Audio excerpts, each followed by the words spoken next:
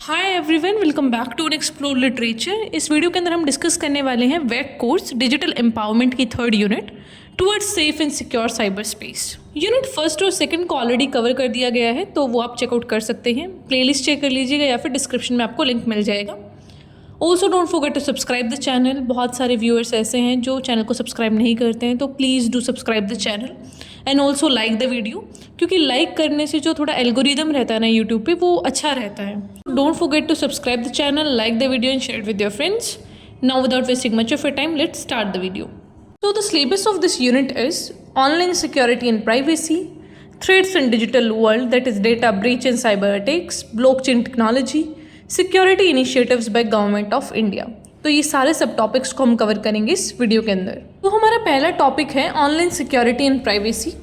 Online security और privacy का मतलब है वो मेजर्स या फिर जो प्रैक्टिसेस इंडिविजुअल्स ऑर्गेनाइजेशन के द्वारा लिए जाते हैं आपके डेटा को प्रोटेक्ट करने के लिए और आपकी इन्फॉर्मेशन और एक्टिविटीज़ को एक प्राइवेट स्पेस देने के लिए।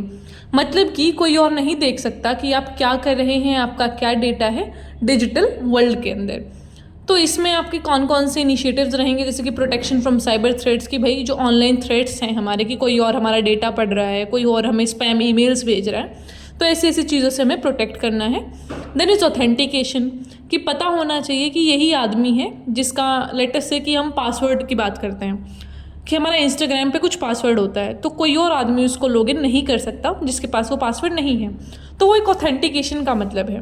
Then is firewalls and antivirus, तो ये पर्टिकुलर सॉफ्टवेयर्स होते हैं जो अनऑथराइज्ड एक्सेस को प्रिवेंट करते हैं और डिटेक्ट और रिमूव करने के काम आते हैं, जो एक मिलीशियस सॉफ्टवेयर होता है, मतलब कि वो सॉफ्टवेयर जो कि हार्मफुल हैं आपके डिवाइस के लिए और आपके डेटा के लिए। देन इज रेगुलर अपडेट्स, कि भाई अपडेट होता रहना चाहिए रेगुलर तरीके से, ताकि आपका जो कंटेंट है वो फ्रेश रहे, न्यू रहे, आपको न्यू इन्फॉर्मेशन मिले। देन इज डेटा प्रोटेक्शन, कि भाई जो आपका डेटा स्टोर्ड है उसको ब्रीच ना किया जाए। फिर वही चीज़ आगे इंक्रिप्शन की। इंक्रिप्शन में क्या है कि जिसके पास पासवर्ड है वही ऑथेंटिकेट जो है चीज़ों को एक्सेस कर पाएगा। फिर आती है प्राइवेसी सेटिंग, कि आप अपने अकॉर्डिंग से अपनी प्राइवेसी सेटिंग्स को चेंज कर सकते हैं। That is also a part of online security and privacy. तो अब ऐसी कौन सी प्रॉब्लम्स हैं जिनके खिलाफ हमें इतने मेजर्स लेने की ज़रूरत पड़ रही है, हमें इतना प्राइवेसी कंसर्न्स आ रहे हैं, तो क्या क्या थ्रेट्स हैं इस डिजिटल वर्ल्ड के अंदर। तो जो हमारा डिजिटल वर्ल्ड है उसके अंदर बहुत सारे थ्रेट्स हैं जिनको हम साइबर अटैक्स या फिर मालवेयर ऐसे ऐसे नामों से जानते हैं। तो कॉमन थ्रेट्स क्या हैं डिजिटल वर्ल्ड के अंदर? सबसे पहला इसमें आता है मालवेयर। मालवेयर का मतलब होता है कोई भी सॉफ्टवेयर डाल देना किसी भी हमारे डिवाइस के अंदर, जो कि आपके डिवाइस को इन्फेक्ट कर सकता है, कोई डेटा चोरी कर सकता है या फिर उसकी नॉर्मल जो फंक्शनिंग है उसको डिसरप्ट कर सकता है, जैसे कि वायरसेस, वॉर्म्स, ट्रोजन्स, फिर रैनसमवेयर। तो ये सारी चीज़ें हैं जो आपकी नॉर्मल फंक्शनिंग को डिसरप्ट कर सकती हैं। Then is fishing. फिशिंग का मतलब होता है ईमेल के थ्रू अटैक करना, मतलब कि कुछ ऐसी ईमेल्स भेजना जहाँ से आप अपना लॉगिन जो डेटा है उसको एक्सेस कर सकते हैं। तो हमारा जो इंडिविजुअल डेटा है उसको ब्रीच करने के लिए ये सारे अटैक्स किए जाते हैं। थर्ड नंबर पर आता है डेटा ब्रीच, जिसका मतलब होता है किसी अनऑथराइज्ड पार्टी के द्वारा आपकी सेंसिटिव इंफॉर्मेशन को गेन करना। मतलब कि आपने उन्हें परमिशन नहीं दी थी but still they are accessing your personal information, जिसको हम हैकिंग के थ्रू एक्सेस कर सकते हैं या फिर बहुत सारे और भी तरीके होते हैं। नेक्स्ट आता है आइडेंटिटी थेफ्ट। आइडेंटिटी थेफ्ट का मतलब होता है आपकी पर्सनल इंफॉर्मेशन का यूज़ करके, आपकी मतलब आइडेंटिटी का यूज़ करके कुछ ऐसा इलीगल या फिर फ्रॉड काम करना। अभी recently I so in the news कि एक आदमी ने क्या करा, किसी और का आइडेंटिटी ऐसा लेके, कुछ पता नहीं रेजिडेंशियल सर्टिफिकेट था या कुछ ऐसा सा लिया उसने identity, and then he brought a car जिसमें by using that he committed a murder. तो इस तरीके से आप किसी और के आइडेंटिटी का यूज़ करके कुछ ऐसा काम कर रहे हो that is going against that person. तो ये इस तरीके के जो भी एक्ट्स होते हैं जहाँ पर आप किसी की आइडेंटिटी का यूज़ कर कर कोई क्राइम या फिर फ्रॉड एक्टिविटी करते हो जो कि अनऑथराइज्ड है, सामने वाले ने आपको परमिशन नहीं दी है कि भाई जा ले जाओ और गाड़ी खरीद ले और फिर मर्डर कर दे किसी का, you are using that illegally, तो उस चीज़ को हम बोलेंगे आइडेंटिटी थेफ्ट, कि किसी की आपने आइडेंटिटी चुरा ली just to commit this illegal activity. Then is insider threat. इसका मतलब है कि आपने जो ऑर्गेनाइजेशन के अंदर हैं आप, या फिर आप किसी भी प्लेटफॉर्म पे काम कर रहे हैं, तो वहाँ पे क्या होगा, जैसे कि मैंने फ्लिपकार्ट पे अपने डेबिट कार्ड का डिटेल्स डाल दिया, तो इनसाइड जो फ्लिपकार्ट के लोग हैं, वहाँ पे कोई आदमी काम कर रहा था, उसने ही मेरी इन्फॉर्मेशन को चुरा कर क्या करा, मेरे जो लीक कर दिया डेटा को, या फिर किसी भी तरीके का मेरी प्राइवेसी का ब्रीच हुआ। तो यहाँ पे किसने किया, जो कि इनसाइडर है उस ऑर्गेनाइजेशन का। तो इस वाले जो थ्रेट है उसको बोलेंगे इनसाइडर थ्रेट। फिर नेक्स्ट टॉपिक आता है ब्लॉकचेन टेक्नोलॉजी।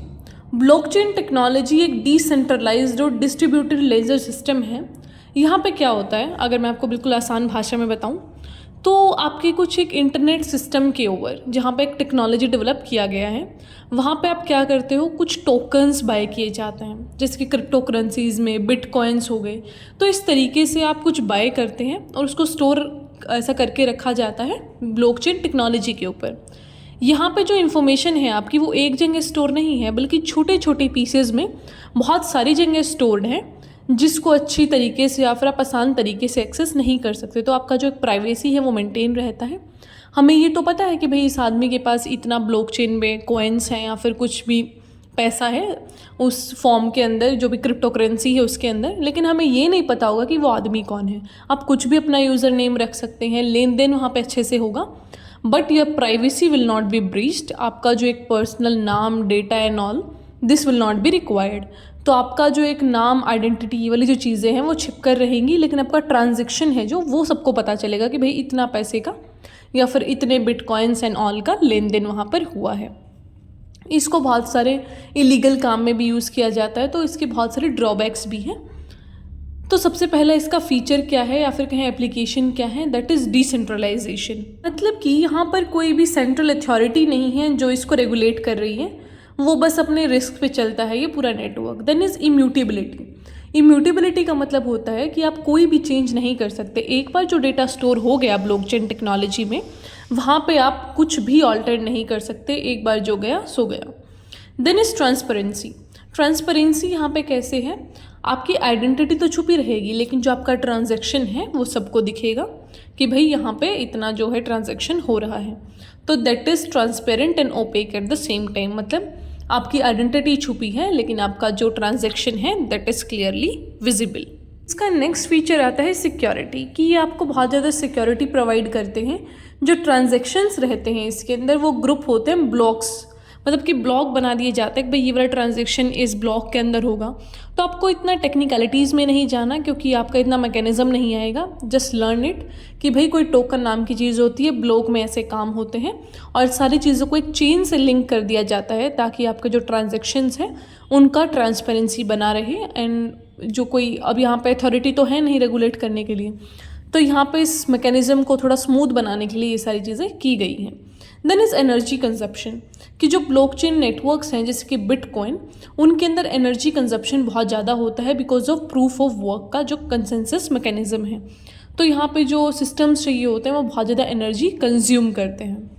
अभी तक हमने पढ़ा कि भाई प्राइवेसी क्या है, सिक्योरिटी क्या है, इसको ब्रीच कैसे किया जाता है, हमारे ऑनलाइन थ्रेट्स क्या क्या हैं। अब थोड़ा ये भी देख लेते हैं कि सरकार इसके लिए क्या कर रही है। तो security initiatives by government of India.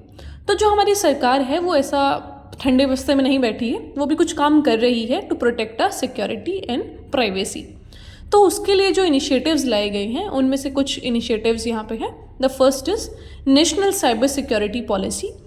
तो ये 2013 के अंदर इंट्रोड्यूस की गई ताकि हम अपना इंफॉर्मेशन इंफ्रास्ट्रक्चर को प्रोटेक्ट कर सकें और एक सिक्योर साइबर स्पेस इन्वायरमेंट बना सकें, जहाँ पर लोग आराम से अपनी ऑनलाइन जो भी चीज़ें हैं उनको कर सकें और उनको कोई थ्रेट महसूस ना हो। तो हमें एक ऐसा सिक्योर एंड सेफ इन्वायरमेंट बनाना है in this policy. The second is national critical information infrastructure protection centre. तो इसको डेवलप किया गया है to protect the critical information infrastructure in India, कि जो हमारा क्रिटिकल डेटाज है हमारी आइडेंटिटी से related, Aadhaar card and types, तो जो बहुत ज़्यादा क्रिटिकल इन्फॉर्मेशन है उसको प्रोटेक्ट करने के लिए और सेफ गार्ड सिस्टम पे ये काम करता है ताकि हमारा जो पूरा इन्फॉर्मेशन है उसको सेफ गार्ड किया जा सके।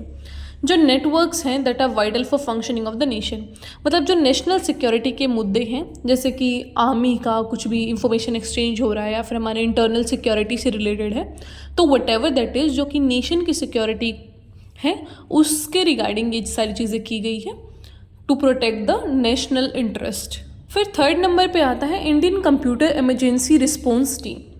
तो CERT-in एक नेशनल एजेंसी है जो कि रिस्पॉन्ड करती है साइबर सिक्योरिटी इंसिडेंट्स के लिए।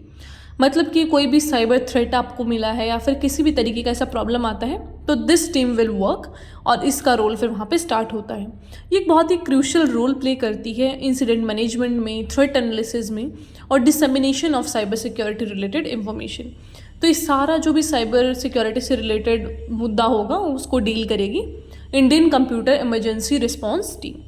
नेक्स्ट है data protection and privacy laws.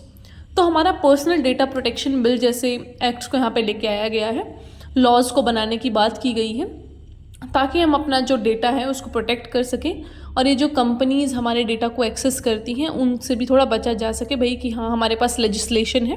तो भी कई सारे रिफॉर्म्स हुए हैं, जैसे कि पहले हर जगह आधार कार्ड को मांगा जाता था, इवन जब आप सिम लेते थे तब भी, लेकिन अभी आप जस्ट डिनाई कर सकते हैं कि भाई मैं नहीं दे रहा अपना Aadhaar card, you can just give me that SIM, क्योंकि आइडेंटिटी प्रूफ तो चाहिए वहाँ पे।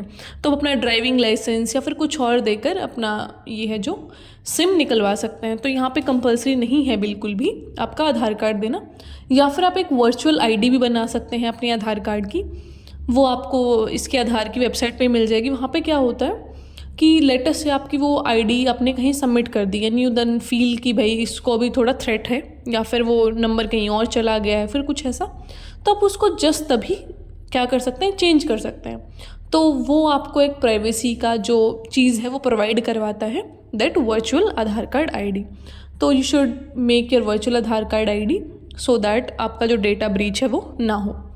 द नेक्स्ट इज साइबर स्वच्छता केंद्र। तो ये जो इनिशिएटिव है फोकस करता है प्रमोट करने में साइबर सिक्योरिटी अवेयरनेस, कि लोगों के पास ऐसा नॉलेज हो कि भाई क्या साइबर सिक्योरिटी है, क्या उसके थ्रेट्स हैं, क्या प्राइवेसी होता है। जब लोगों को ही नहीं पता होगा तो फिर वो क्या तो थ्रेट समझेंगे और फिर उनका ऐसे डेटा लीक होता रहेगा। Then is national technical research organisation, जो कि टेक्निकल इंटेलिजेंस और साइबर सिक्योरिटी के लिए रिस्पॉन्सिबल है और ये एक बहुत ही सिग्निफिकेंट रोल प्ले करता है मॉनिटर करने में, सेफ गार्ड करने में इंडिया की जो क्रिटिकल इंफॉर्मेशन इंफ्रास्ट्रक्चर है उसको। तो this are very important laws and platforms या फिर कहीं ऑर्गेनाइजेशंस जो काम कर रही हैं to save our privacy and security and to prevent us from online threats.